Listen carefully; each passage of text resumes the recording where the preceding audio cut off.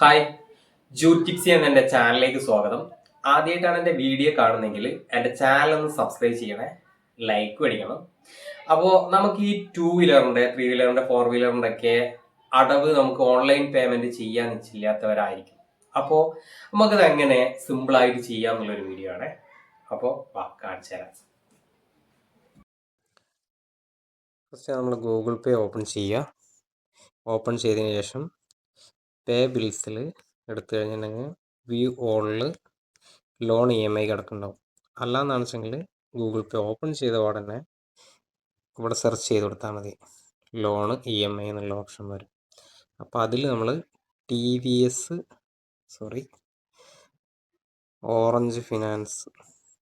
Orange retail finance search ചെയ്തെടുക്കുക. ഇതിൽ നമ്മൾ അക്കൗണ്ട് നമ്പർ വാങ്ങിച്ചെടുക്കണം. അതായത് ഇതിൽ ഉപയോഗിക്കുന്നത്, ഈ ഫിനാൻസിൽ ഉപയോഗിക്കുന്നത് അക്കൗണ്ട് നമ്പർ അല്ല, കസ്റ്റമറുടെ ഫോൺ നമ്പറാണ്. അപ്പോൾ നമ്മൾ ഫോൺ നമ്പർ എൻ്റർ ചെയ്ത് കൊടുക്കുക. അല്ലാന്നാണ് വെച്ചെങ്കിൽ അക്കൗണ്ട് നമ്പർ ആണെന്നാണ് വെച്ചെങ്കിൽ അവിടെ നിന്ന് ഓൾറെഡി കിട്ടും അക്കൗണ്ട് നമ്പർ. അല്ലാന്ന് ലോൺ എടുക്കുമ്പോൾ കിട്ടും. അല്ലാന്ന് വെച്ചെങ്കിൽ എക്സിക്യൂട്ടീവ് വിളിക്കുകയാണെങ്കിൽ അവരുടെ അടുത്തുണ്ട് അക്കൗണ്ട് നമ്പർ. അപ്പോൾ അത് കൊടുക്കുക. നമ്മൾ ലിങ്ക് ചെയ്ത് കൊടുക്കുക.